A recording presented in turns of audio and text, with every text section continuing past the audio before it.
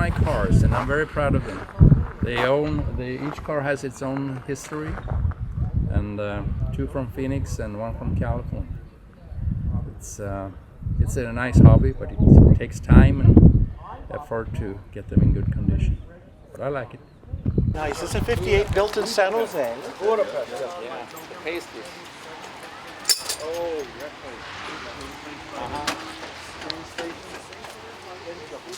yeah. Snowshoes, and we found out when we had to have the car painted for someone at a car show. I don't know what happened to those. Is she sleeping? Don't know what she went to. But it's like Hawaii. It comes and you go. Disappears. Just enough to mess up everything. Uh-huh. Snow White with an ice cream roof and an ice cream sky. It's really pretty. Woo, we're getting dizzy. I know, yeah. Working too fast after a big meal, I guess. Yeah. Lars! It's his car. Look, we're getting photographed here. So, yeah. Did you get it? Alan, you fixed it. Good. There you go. Painted in snow Isn't it pretty? and ice cream, and the interior all original mint. You know how the pastries sometimes when you put on the armrest they start to sag? This one has no sagging at all. Well, to have these nice Edsel cars, you need a good mechanic. And Alan has been my mechanic for the last almost 8-10 years, and he's an expert to handle these cars. I'm not a good mechanic by myself, but Alan do all the good work to get it done. The full restoration of the 410 motor to this, he has redone the whole motor, and also some smaller stuff that needs to be taken care of during time and years. So I'm very happy about this. Thank you. Alan is a well-skilled mechanic, and he's also into the hobby, but he has some Ford Crown Victoria 55 and a Ford 1946 convertible. That's for sure. Yeah. This is Dave Gilbert from San Francisco, and he has been the mechanic of Michael Cowles' former 1960 Ranger convertible. So what have you done with the car during the years, Dave? Oh, it's been 35 years. Can I remember everything?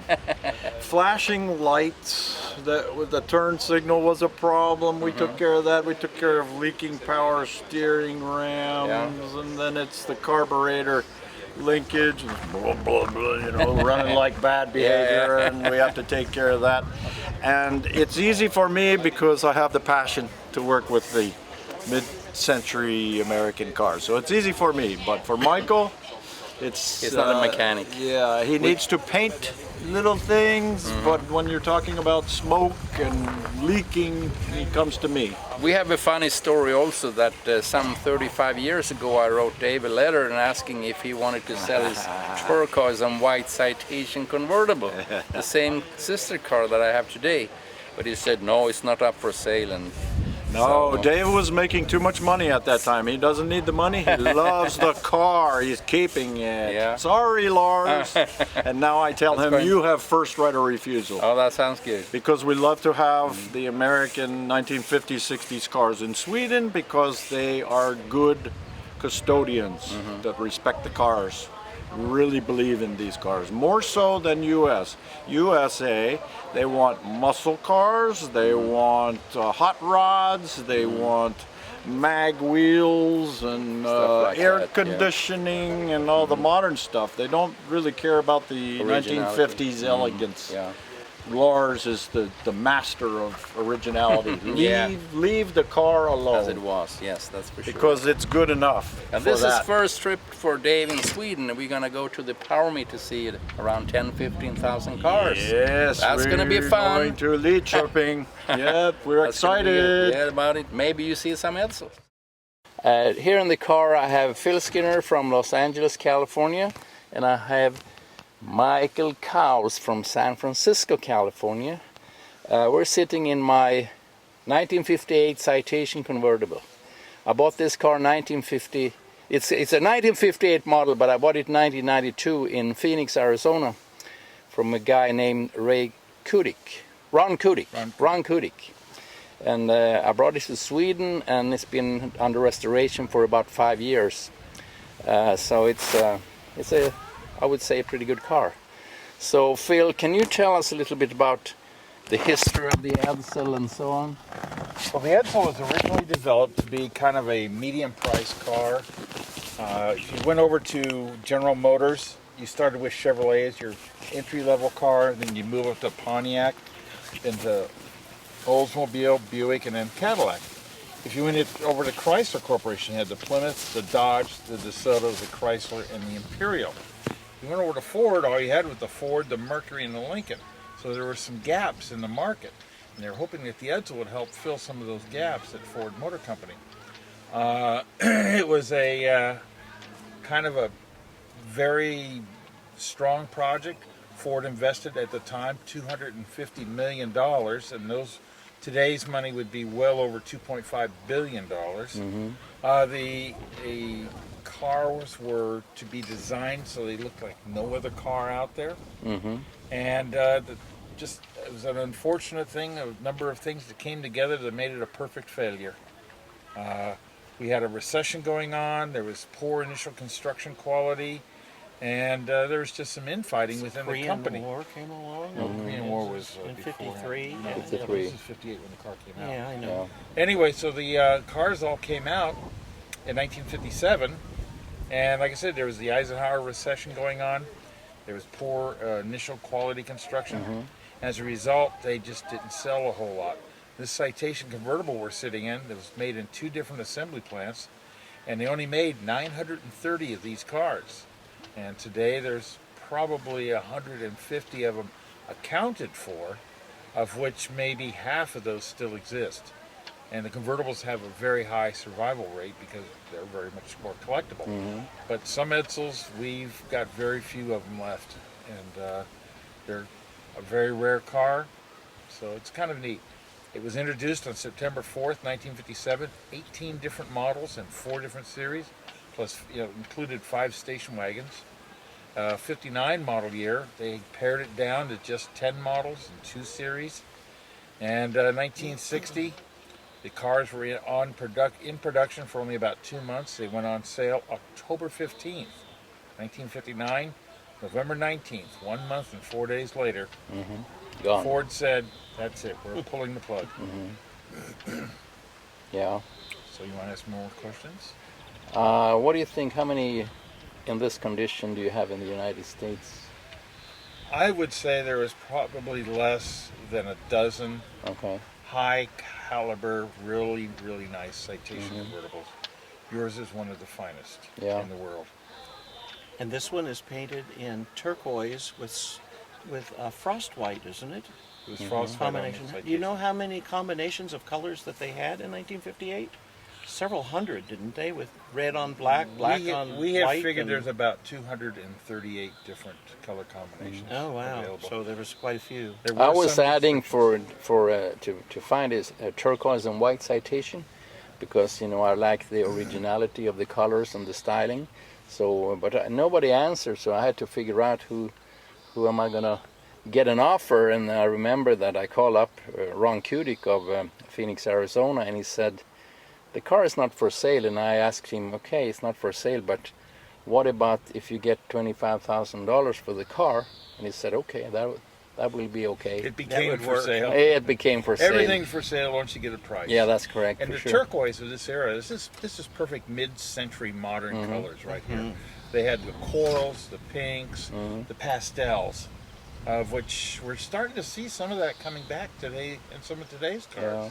I remember for myself, when I saw the Edsel the first time, I was out with my parents, and it was around 1962, and I was a little bit into the old American cars, and the first time when I saw the styling, I was, "Oh, what is this?" I turned my head, and some years later, I become an Edsel fan. So I have had during the years about 10 Edsels. And What are some of the features on this car that are sort of different? And I noticed that you have a tachometer in this car, and you also have a speed warning. Yeah. Those are pretty unusual, aren't they? yeah, I bought the NOS speed warning light from my friend in Thibodaux, Louisiana, Gerald Lassane.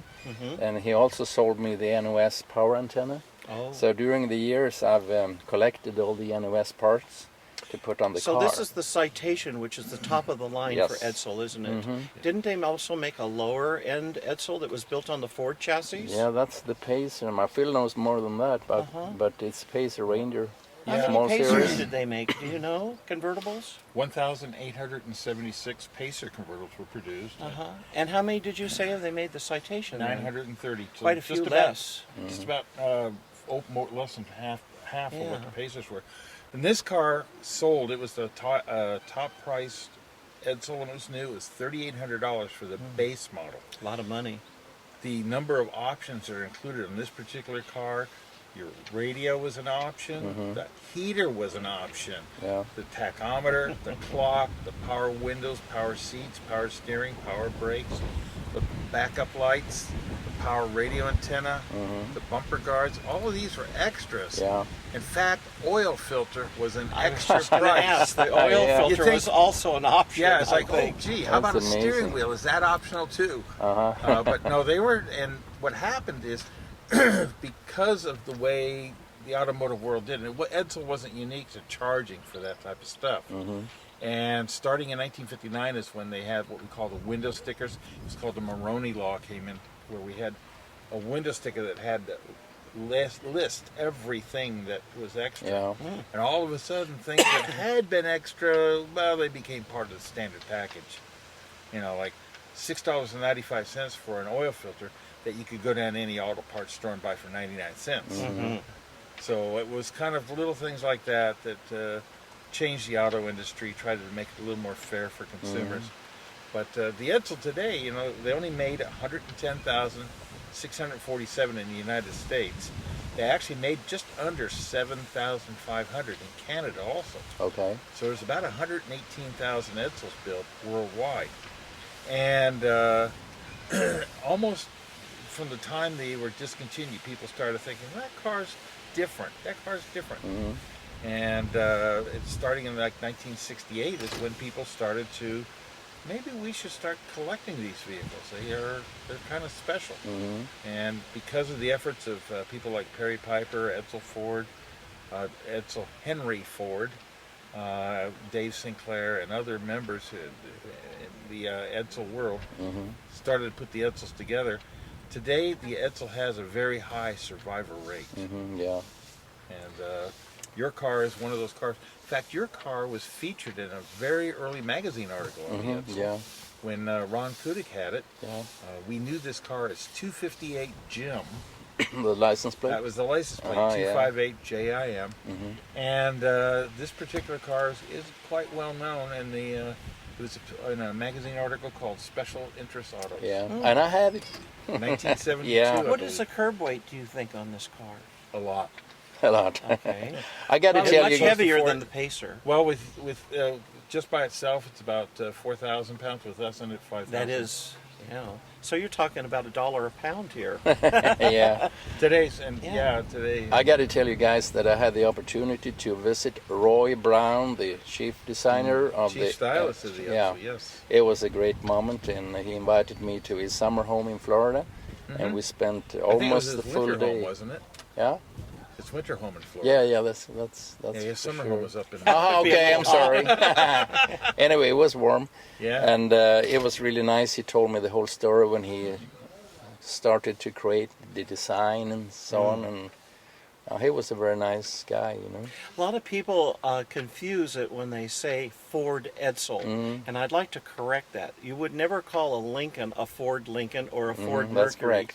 Edsel is an Edsel. It is not a Ford Edsel, and I just want That's to a set good that point. record clear. Or Yeah. like a Chrysler Dodge, because Yeah. Dodge is made by It's just Chrysler. new. Yeah. It was an independent make by itself, and it, like I say, it only lasted the 3 model years. So it was yeah. very, very limited. But this is in my world, this is the real Edsel with the horse collar grill and the 58 styling. It's the pure Edsel. Yeah. It's a pure Edsel. And the name Edsel came from Henry Ford's only son, Yeah. who died, what, in 1949? 1943. 43. May Yeah. of 1943. Okay. And Henry Ford's son, Edsel Bryant Ford, had 3 boys himself. He also had a girl, Josephine, but he had Henry Ford II, he had Benson Ford, and William Clay Ford. And all three of Edsel Ford's sons took an active role within Ford Motor Company. So it was very interesting about that. And Edsel Ford has gone on today. His son is Henry Ford III. Okay. And Henry Ford III is a young man in his 30s who is learning the company ground up. So it is still the largest company in the world where somebody from the founding family, I mean, that big blue oval on that building in Detroit, Michigan, actually Dearborn, they're still there. It's still their family mission, still their family business. We didn't say that we were sitting in Sweden, so people might think Gosh, that we're is that sitting where in we California, but this is Stockholm, Sweden. I'm all the way from California to We visit come you in over Sweden. here every year for the Power Big Meet and some of the other major car shows. I hate to say this, there are more Edsels that show up for the meets here than there are that show up for Edsel meets. The Swedes love the Edsel. And why not? It's a beautiful We car. have over 300, 350 or something. It's Oh over my 300. goodness. Why don't you start a chapter?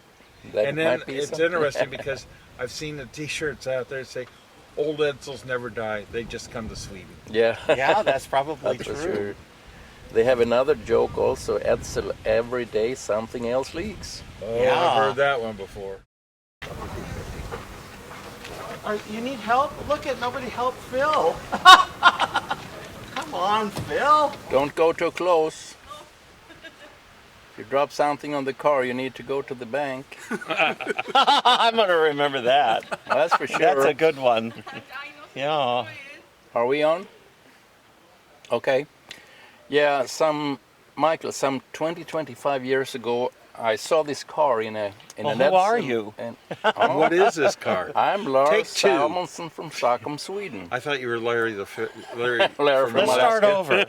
Let's do Take this. two. We're going to start over. Tape two. Take two. Yeah. Take two. Anyway, Yeah. We're sitting in this I 1960s. met Michael in a car meet, in an Edsel meet, some 20, 25 years ago. I saw the car first, and I got to get in contact with the owner. So I talked to Michael, and we talked about the car, and I admired the car and so on, and I asked, is it up for sale? And he said, no, this car is not up for sale. And we kept in contact. We talked on the phone. I wrote letters. I went over to San Francisco, and I drove the car over the Golden Gate Bridge several times, and they called up and further on, and the car was never up for sale. And then suddenly I changed my tactics, 2015.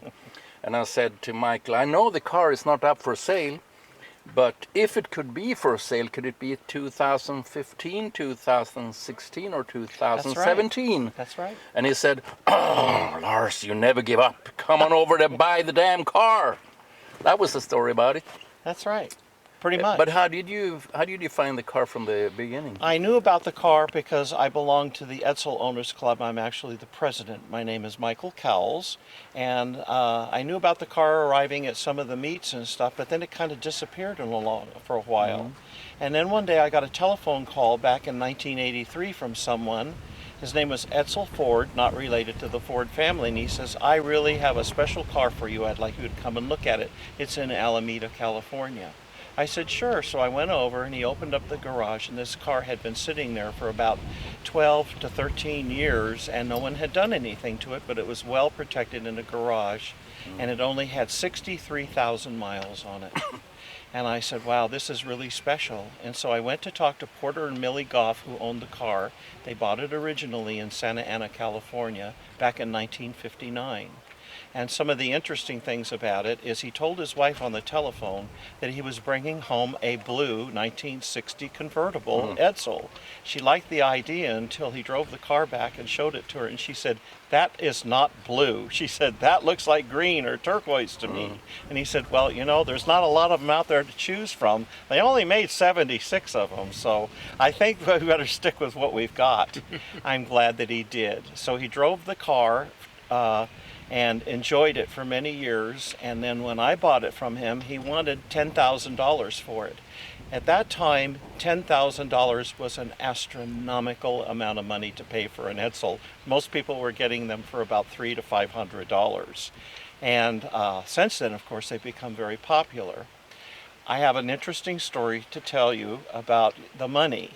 I did not have $10,000, but I was able to come up with $5,000, and I called my father on the telephone and said, I need to borrow another $5,000. And he said, for what? And I said, it's for an Edsel convertible. And he said, there isn't an Edsel convertible in the world worth $5,000. And I said, well, you don't know the half of the story. I said, I'm giving the other half of the money. Yeah. He said, oh my gosh, $10,000, that's crazy. So he came up and looked at it. I started cleaning up the car, and when we were cleaning it up, we noticed in the trunk there was a lot of papers and a telephone book and some other things, and we pulled out the back seat because we wanted to check the motors for the convertible top, and we found a piece of plastic in there that was wrapped up and stapled together, and we just simply threw it out of the back of the car. When we were finished in the day, I took out all the stuff and read the newspapers that had been back there for 10 years. And I opened up this package and found the original boot, which was missing on this car, I guess, from day one. Yeah. Later on, more information came available, and my friend Phil Skinner here did an article on the car in Collectible Automobile and Cars and Parts. And he went to Santa Ana, and believe it or not, he met the man who prepped the car back in 1959. And this is the story about the famous original boot that was missing on the car. Well, basically, you told me that when you bought the car, you asked Mr. Goff about the boot, and he said, never had one. And so, like I say, they were out there cleaning the trunk. They find this thing. It had gone up, and there's a downward area in the very front portion of the trunk. It had slid down there and had remained there from the time it was new until the time they brought it out. And the gentleman who actually delivered the car to Porter Golf was a gentleman by the name of Fred Harper. He was the general sales manager. You're supposed to be talking to the... Oh, Fred Harper, I'm sorry, Porter Golf lived in Oakland, California, but the only 60 Edsel convertible he could find was in Santa Ana, California. And they said, we'll hold the car, but you have to come down here and get it.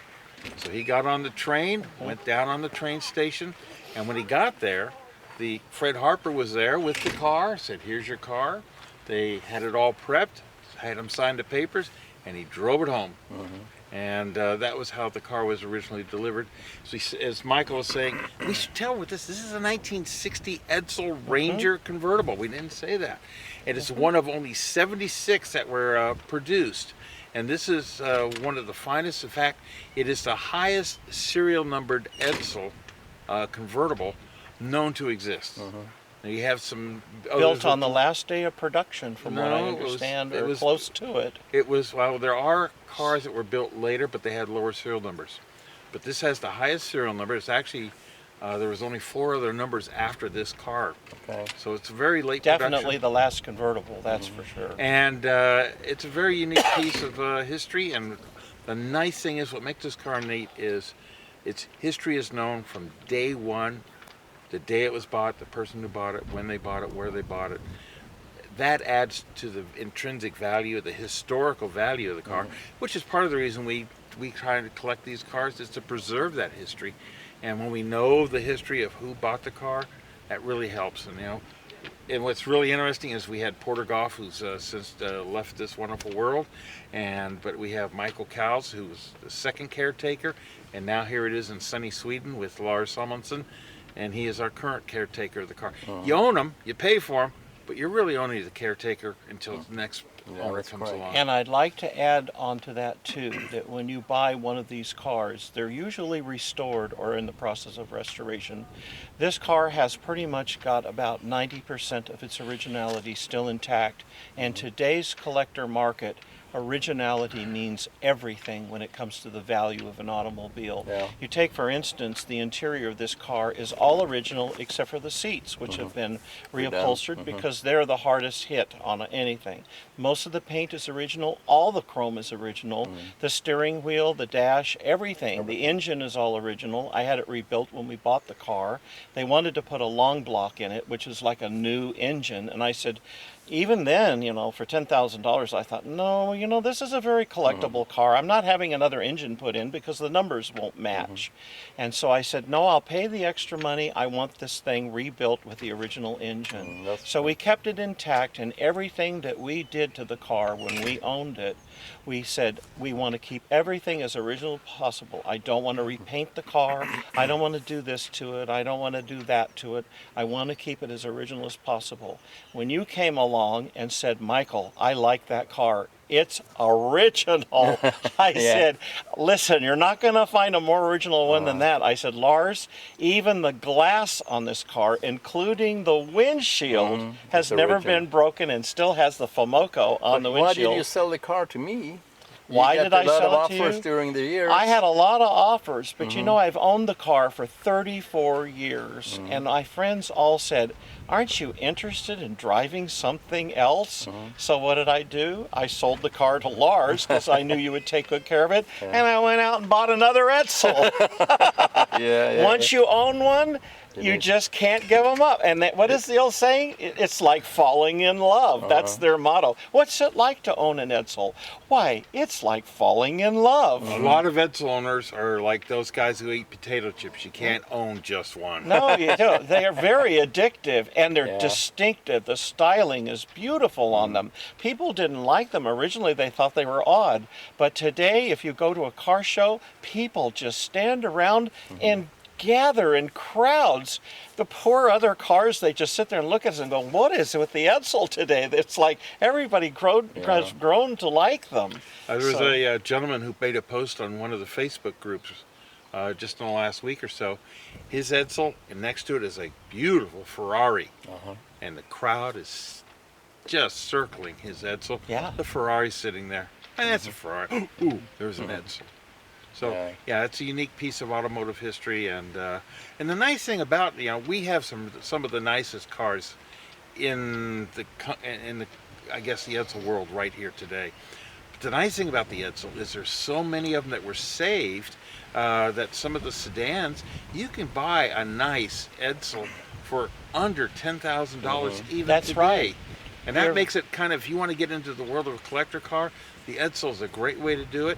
And the 59 Edsels, they're basically the same as a Ford mechanically, easy to maintain, but with those distinctive looks. Owning a 58 Edsel, you really have to be dedicated to the cause because there are so many unique things to it. Owning a 60 Edsel means you've gone out and actually had to do some searching to get it. I have a 60 Edsel station wagon that took me 7 years to. And how many did they make of that station wagon, Phil? 276. 276 station wagons, 76 convertibles. It just gives you an idea of how rare these cars, this 1960 Edsel is. In Sweden now we have 3 convertibles. Which is more in the United States, probably. Yeah, I bought the first one some 25 years ago from Bill Steiger in Oklahoma. That's the one that Edsel Stahl owns today, right? There are only 61, did you say, of the, or 70? How many of these there are were left? 61 of the original 76 have been accounted for.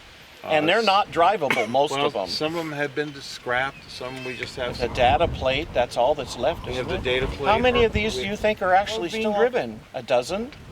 Maybe, yeah. A dozen in the entire universe. And Lars, you own one of them now. The best. The best. You own the best one on the whole world, That's the for whole sure. planet. So, well, that's a story about it, and it's nice to know you. We became friends because of the Edsel. We became friends because of the Edsel. We all did. Give me 5, big guy. Okay, guys, And I want to thank you wonderful. guys for this interview, Michael. Thank you, Kaus Lars. and Phil Skinner. Thanks for inviting us over to Sweden. Yes, Yeah, we had a you're wonderful welcome. time. And the sun is shining like in California.